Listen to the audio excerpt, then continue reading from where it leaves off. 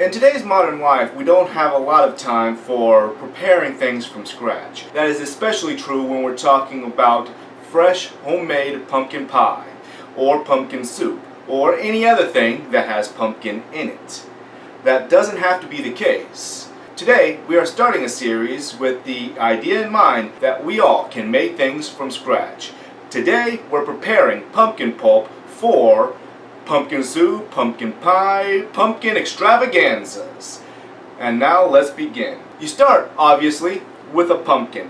A nice large pumpkin from wherever you can get a pumpkin from, a pumpkin patch. Now, there are smaller, sweeter pumpkins that most people prefer for applications such as pumpkin, but because we add a lot of brown sugar and other sweetness to the mix whenever we create pumpkin pie, and we are also intending to use this for pumpkin soup, a nice regular sweetness pumpkin is preferred. Now, you start by cutting it open. We're doing a hemisphere, we're dividing the hemispheres up because we're going to be baking it down. And they're going to scoop out the contents after it's done. There are other more traditional pumpkin pies or soups and such from the colonial period, which means you would start similar to a pumpkin carving for a jack-o'-lantern. We're not doing that. So you do the hemisphere cut, split it open. Now, just like any other time you carve a pumpkin, you have to get all the innards out. To do that, start scraping. We're going to save the seeds for another application. So we just take our spoon, scrape it along the sides, and dump it out. And we're going to do the same thing for both hemispheres. Now we're done carving out the innards. Now don't worry about keeping it perfectly clean because we are going to be baking it and this all comes together in the end.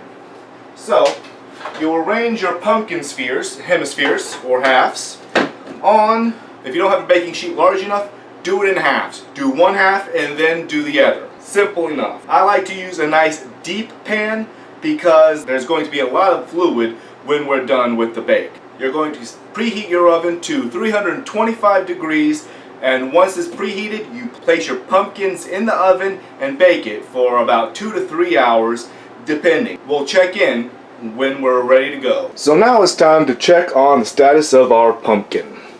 Now, you're going to open it up and look. If it looks like a lopsided, deflated football, you're probably good. And that's, yep, got it looking right. So just a second, I'll take it out and we'll start scooping it up. That is the reason that I used a deep pan. If you didn't use that, we'd be all over the place. So what we got to do is we got to scoop it out. When you're scooping it out, you're going to want a nice deep bowl in order to make sure you get all of the pumpkin puree into it. Now, you can notice that it's really hot. You got to be careful. Just take it off the skin and throw the skin away. You can't use that.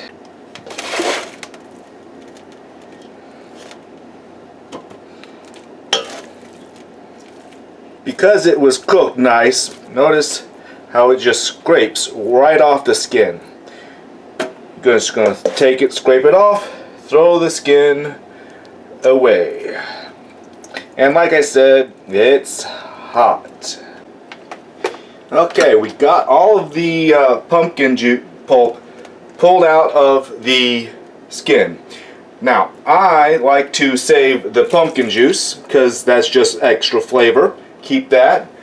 But remember, you're not keeping the pumpkin skin. Now, we're going to turn it into pumpkin puree. Get yourself a nice little immersion blender, or if you don't have one or you're not going to get one, a food processor or a regular blender that you would make a smoothie with would be just fine. So you take you're just making sure it's all nice and blended together. Now we gotta let it cool before we can use it, or in this case I'm going to show you how you store it for future use once it's cool.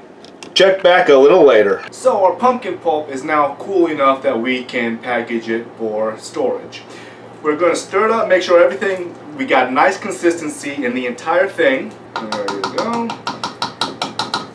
And because most recipes call for 2 cups, that's what we're going to store it under. You measure out 2 cups. In this case, I only have a 1 cup into the vessel and 2 cups into the vessel. I like to use these Tupperware store anywhere containers because of their stackability. I have this bigger one for the bottom.